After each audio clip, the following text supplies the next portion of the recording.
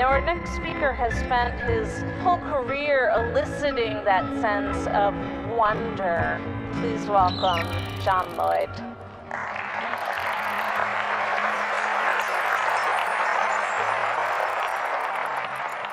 The question is, what is invisible? There's more of it than you think, actually. Everything, I would say, everything that matters, except everything, and except matter. We can see matter, but we can't see what's the matter. We can see the stars and the planets, but we can't see what holds them apart or what draws them together.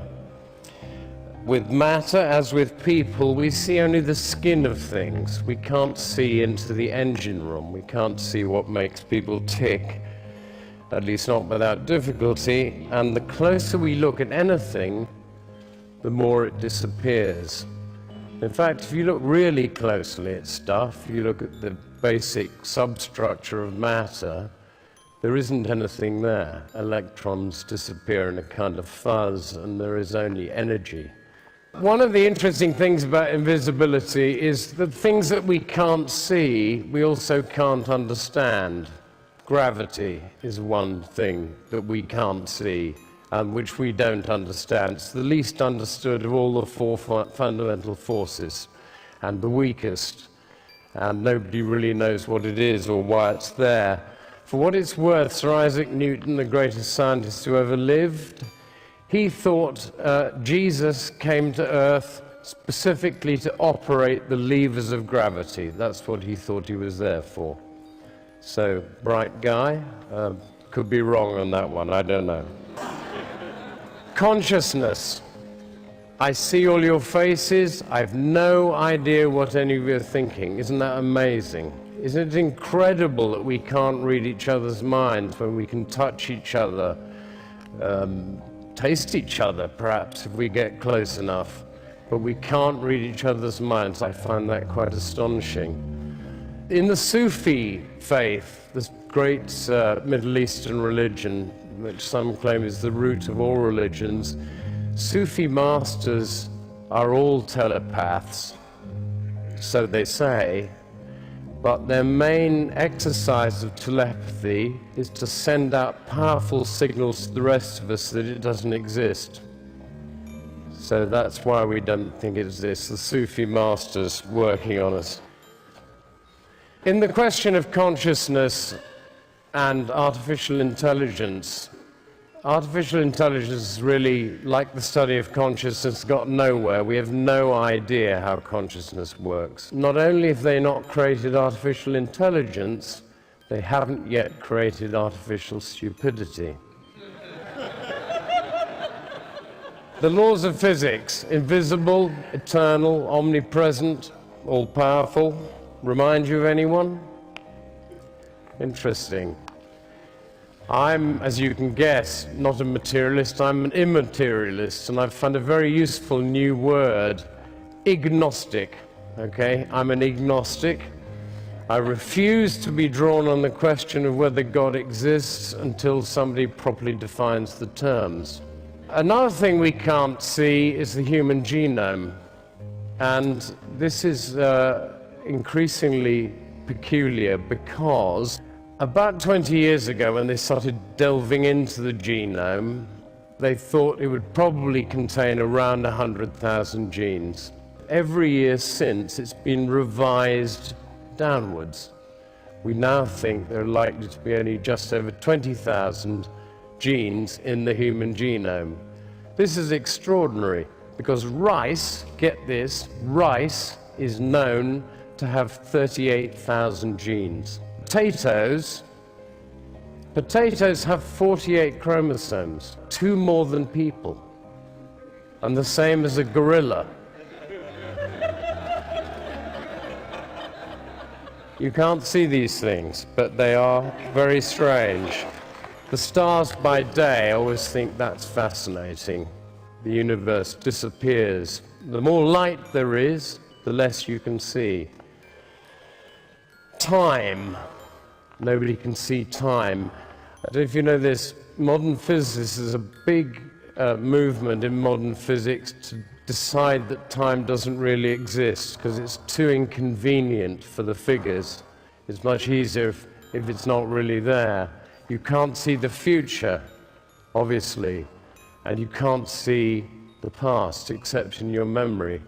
One of the interesting things about the past is you particularly can't see. My son asked me this the other day. He said, "Dad, can you remember what I was like when I was 2?" And I said, "Yes." He said, "Why can't I?"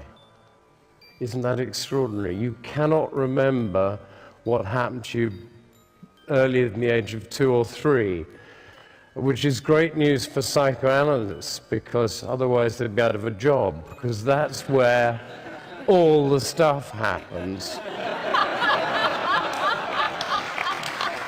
that makes you who you are.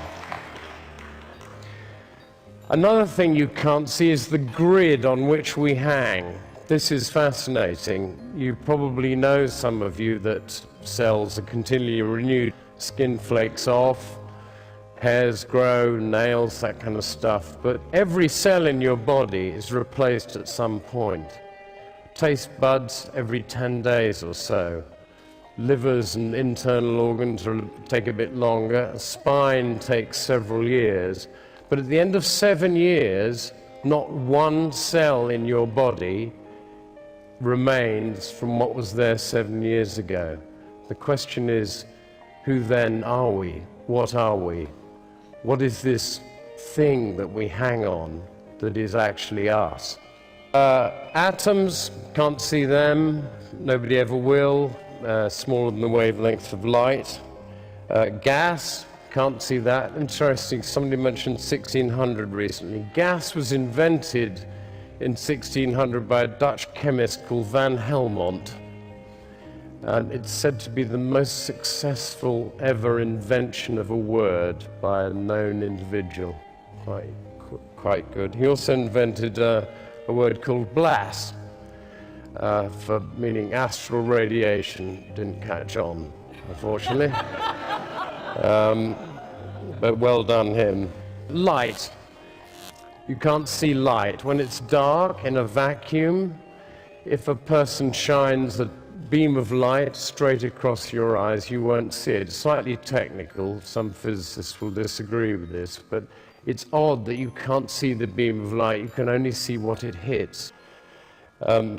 Electricity, you can't see that. Don't let anyone tell you they understand electricity. They don't. Nobody knows what it is. You probably think the electrons in an electric wire move instantaneously down a wire, don't you, at the speed of light when you turn the light on? They don't. Electrons bumble down the wire about the speed of spreading honey, they say. Galaxies, 100 billion of them estimated in the universe. 100 billion. How many can we see? 5. 5 out of the 100 billion galaxies with the naked eye, and one of them's quite difficult to see unless you've got very good eyesight. Radio waves. There's another thing. Heinrich Hertz, when he discovered radio waves in 1887, he called them radio waves because they radiated. Somebody said to him, "Well, what's the point of these, Heinrich? What's the point of these radio waves that you've found?" And he said, "Well, I've no idea, but I guess somebody will find a use for them someday." The biggest thing that's invisible to us is what we don't know. It is incredible how little we know. Thomas Edison once said, "We don't know 1% of 1/1,000,000th about anything." And I've come to the conclusion,